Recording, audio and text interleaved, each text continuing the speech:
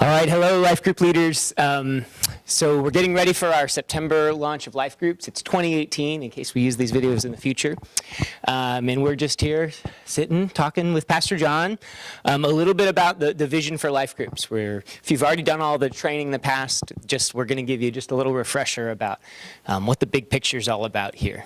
And so, I don't know, John, do you want to just start off and just talk a little bit about the vision you have for Life Groups? Absolutely. Well, it's great to be with you guys. And so the Life Groups, you know how the church is a place where Jesus is made known, where people are being transformed and all are loved.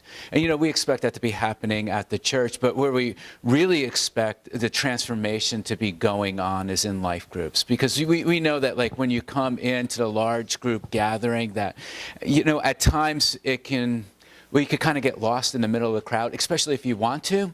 Isolation doesn't really end in a crowd because you can be in a crowd and still be isolated, still be alone.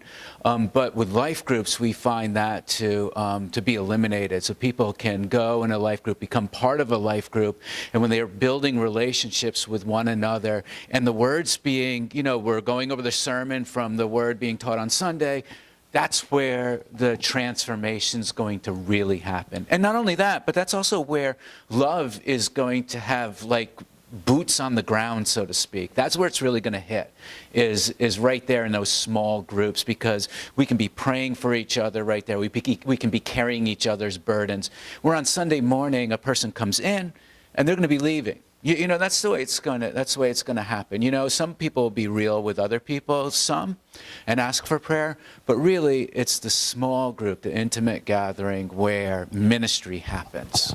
And it sounds like, we aren't used to, I think, in the American church at large, of using our gifts, which are spiritual gifts, in a spiritual way. And it sounds like what is needed in life groups, especially from leaders and those a part of it, is to exercise their gifts in a pretty unique and particular way, calling of the church, Yeah, absolutely. And so what kind of gifts are these? Like, because there's skill sets and gifts that every life group, I think, needs that aren't just what we would think of as spiritual, right? Right. And so, just take, for instance, the gift of hospitality.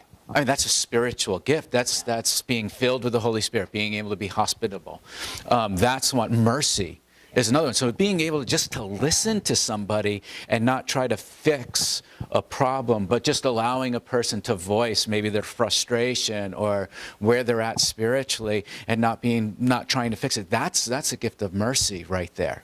Being able to speak into that is a word of wisdom, word of knowledge. And so, there's all these different gifts that go on in a life group where they're not going to be happening in large gathering.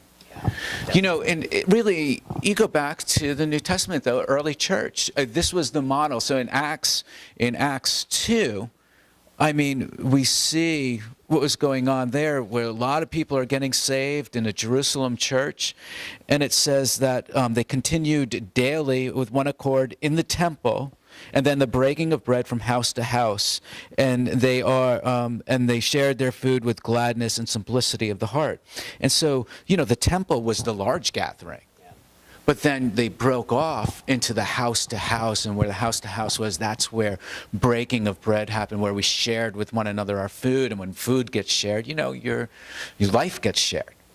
But it didn't happen really in the temple areas. That's just a large gathering. Absolutely.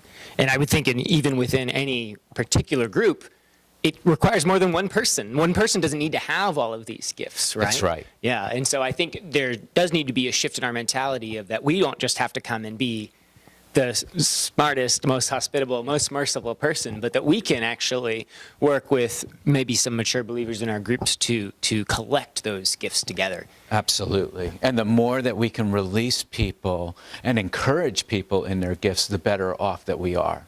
Right? And so, like, when we see somebody encouraging another person, how awesome it is for that life group leader to go up to that person afterwards and say, hey, I saw you encouraging that person, and look what it did to their countenance, or look what it did for them. And, you're teaching them and helping them to be an encourager by that way. That's great. Yeah.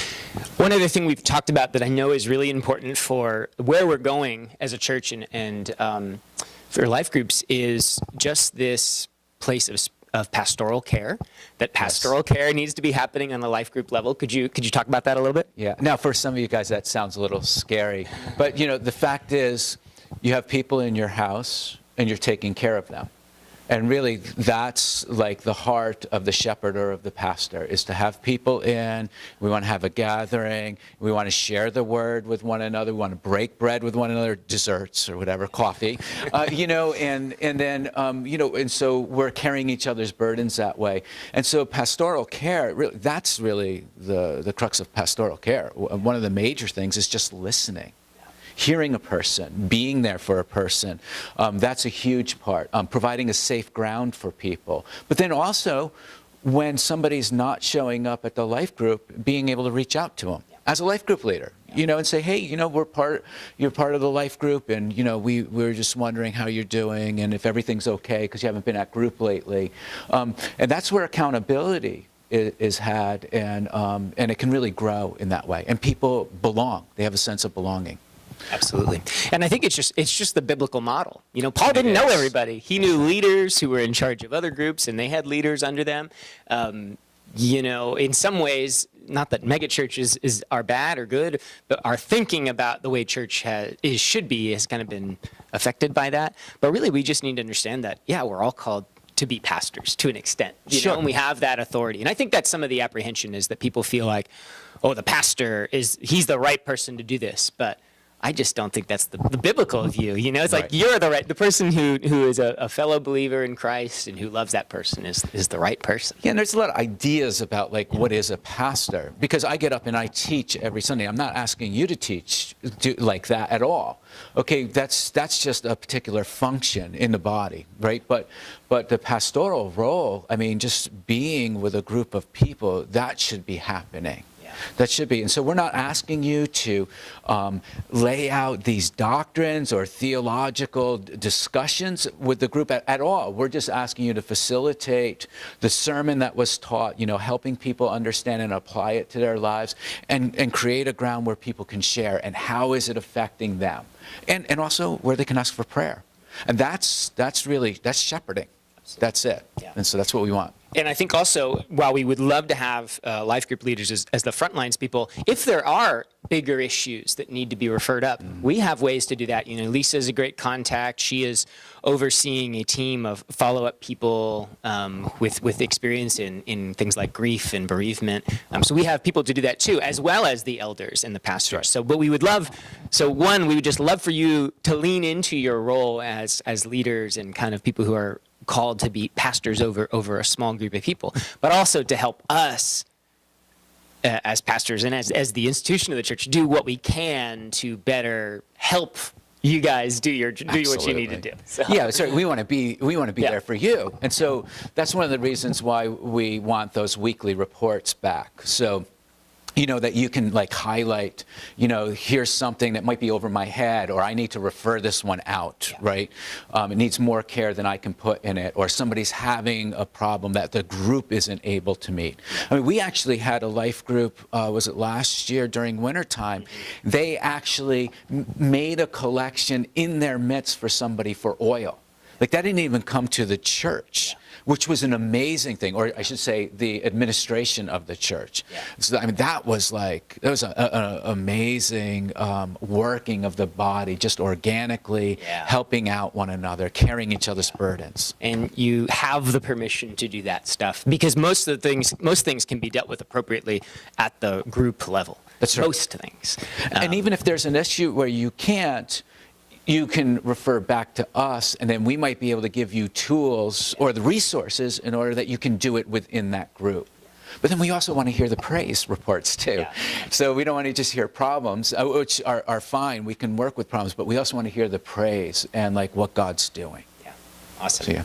Cool. It's great stuff. Anything else you want to add?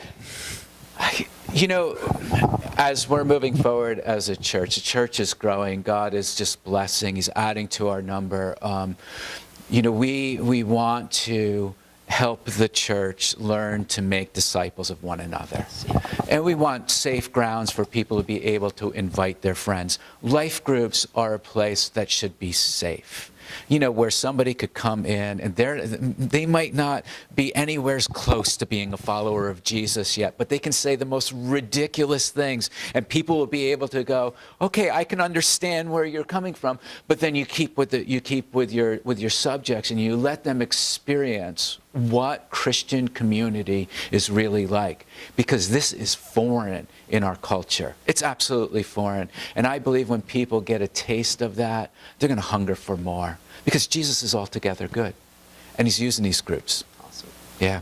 So that's what we have to share with you guys. God bless you guys. You're doing a great work. Awesome work. All right. Thank you, guys.